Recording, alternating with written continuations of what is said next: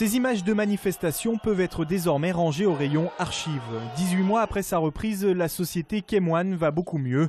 Pour preuve, la Commission européenne vient d'autoriser les mesures de soutien de l'État français qui prévoit des aides à hauteur de 125 millions d'euros, majoritairement sous forme de prêts. La Commission a tout simplement jugé que l'entreprise spécialiste du PVC était désormais viable d'un point de vue économique. Ce que souhaitait valider la Commission européenne, c'était effectivement qu'il ne s'agit pas d'aide qui vise à maintenir artificiellement la vie de l'entreprise, mais qu'elle permette effectivement un redémarrage industriel de l'entreprise et la constitution d'un ensemble viable sur un plan économique.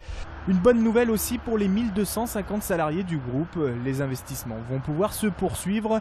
Chemwan a aussi dit adieu au sulfureux actionnaire américain Gary Klech. Aujourd'hui, on va dire que la situation s'apaise.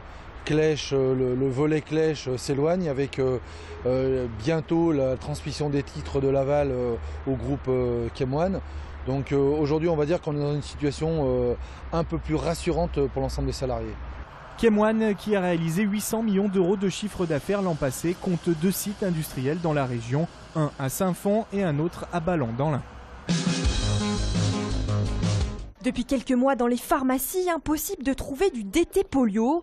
Ce vaccin obligatoire pour les nourrissons est en rupture de stock en France. La pénurie des vaccins pédiatriques repose finalement sur deux grandes raisons. Les fabrications sont complexes, font appel à des technologies de pointe, à de très nombreuses étapes de fabrication. Ensuite, il y a des raisons qui sont plus contextuelles.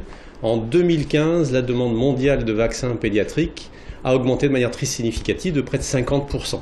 La solution proposée face à cette pénurie est un vaccin hexavalent, c'est-à-dire associé à d'autres vaccins, et notamment l'hépatite B, une formule enrichie qui inquiète certains parents.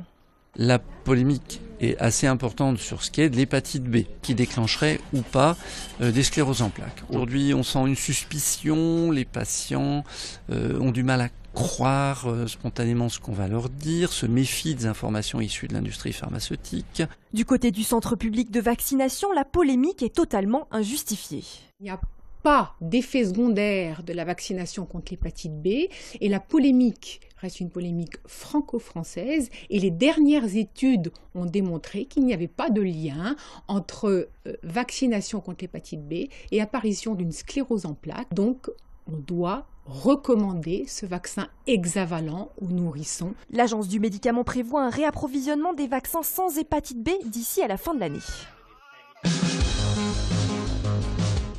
puis ici, vous avez toute une série de textiles. Ça va du sac de café, de l'affichage aussi publicitaire en polyester. Que faire de vieilles bâches publicitaires ou de chutes de produits industriels? Les recycler en objets design ou en sac, c'est le concept de la société Réversible, créée à Lyon par Marie Imberton. C'est tout simplement travailler autour de l'économie circulaire d'un matériau, de son cycle de vie, de manière à pérenniser son activité et en évitant de fabriquer de la matière neuve. Donc tout ça, nous, on l'a sorti avec une fabrication locale. La poche intérieure, la doublure intérieure et la partie extérieure. Après assemblage, le résultat, le voici, un sac modèle unique. C'est vrai qu'avec le lino, qui est une matière un peu rigide, on va plutôt faire des poufs et des luminaires. Avec de la bâche PVC ou des textiles, on va plutôt faire du sac, de l'accessoire, de la petite pochette un peu fantaisie, plutôt mode. Pour en savoir plus sur les différents produits proposés et sur le concept de Réversible, rendez-vous sur leur site.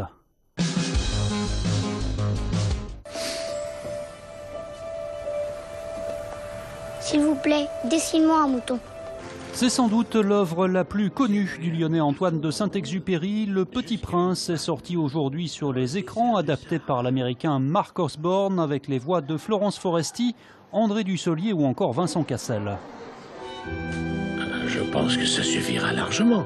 Je t'ai donné un tout petit mouton. C'est très poétique, c'est vraiment... moi j'ai été très émue par moments, hein. Ça fait regretter d'être adulte, hein, des fois. Ça a été un moment de féerie, et puis surtout moi je le défends parce qu'encore une fois, en prenant des chemins d'un cinéma populaire, il est fidèle à l'œuvre de Saint-Exupéry, mais à sa façon, c'est-à-dire en prenant les chemins de l'animation familiale. Parmi les nouveautés sorties aujourd'hui sur les écrans, Le Petit Prince affiche le meilleur démarrage en termes d'entrée.